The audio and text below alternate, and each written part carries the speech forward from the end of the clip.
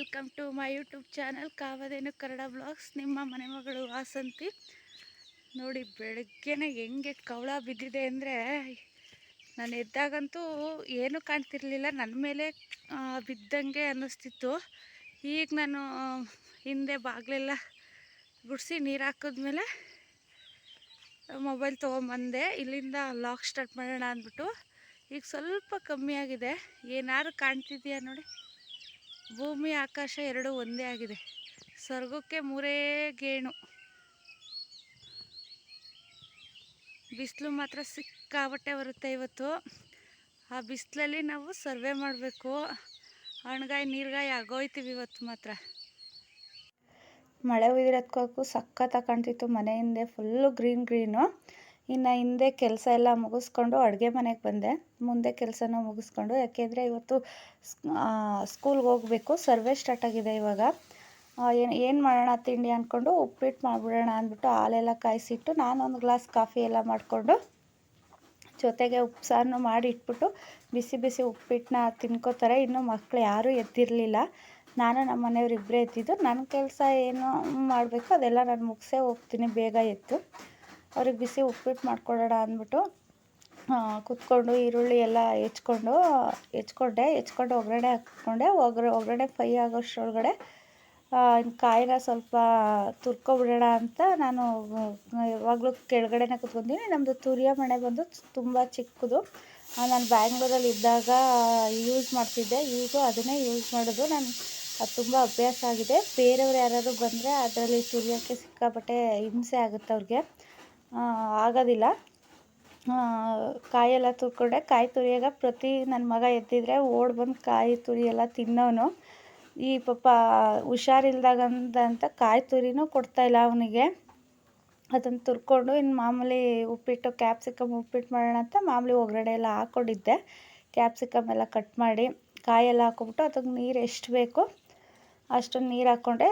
ರವೆನ ನಾನು ಅಕ್ಕಿ ರವೆ ಯೂಸ್ ಮಾಡೋದು. ನಾನೇ ಅಕ್ಕಿ ರವೆ ಮಾಡಿಸ್ಕೊತೀನಿ.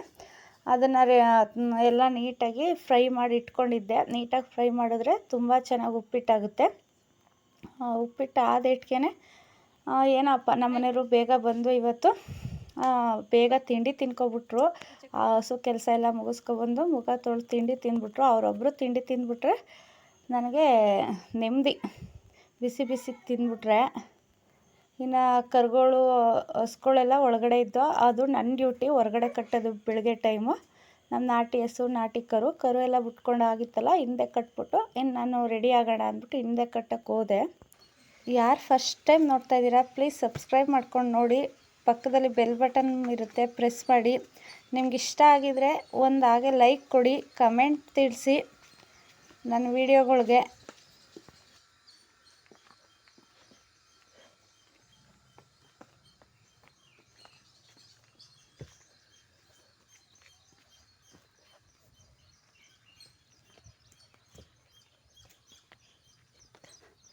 ಇದು ಭಾರಿ ಬಜಾರಿ ಆಗ್ಬಿಟ್ಟೈತೆ. ಕಿತ್ಕೊಂಡು ಹೊಂಟೋಗುತ್ತೆ. ಅದಕ್ಕೆ 2 ಹಗ್ಗ ಹಾಕಿದ್ದೀವಿ. ಬಜಾರಿ ಆಗೋಗೈತೆ ಇದು.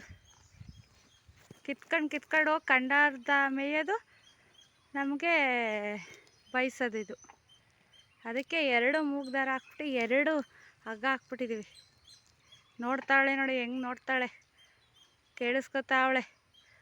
ಬೈತಾವಳಲ್ಲ ಇವಳು ಬೆಳಗ್ಗೆನೆ ನನಗೆ ಮಾಡ್ತೀನಿ ಇವಳಿಗೆ ಅಂತ.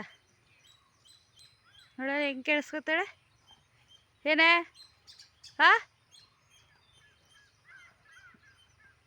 ಏನೇ ಗುರಾಯಿಸ್ತಾ ಇದೆಯಾ? ಏನು ಸಮಾಚಾರ? ಗುರಾಯಿಸ್ಬಿಟ್ರೆ ನೋಡಲ್ಲಿ ಕಣ್ಣು ನೋಡು, ಹೆಂಗೆ ಬಿಡ್ತಾಳೆ. ಹಾಂ,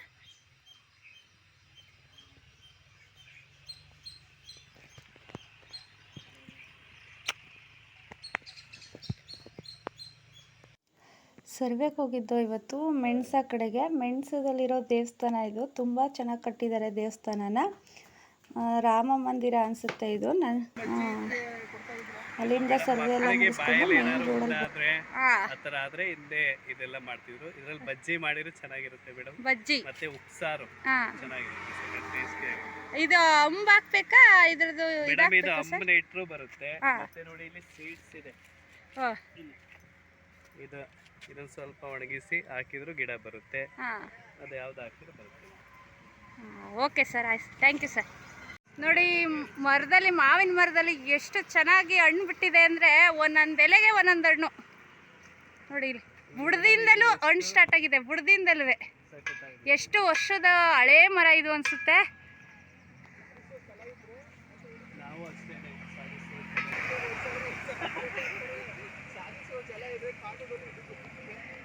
ಓ ಇವ್ರ ಡೈಲಾಗ್ ಎಲ್ಲ ಬರಲ್ಲ, ಹರೀಶ್ ಡೈಲಾಗ್ ಎಲ್ಲ ನಂಗೆ ಬರಲ್ಲ.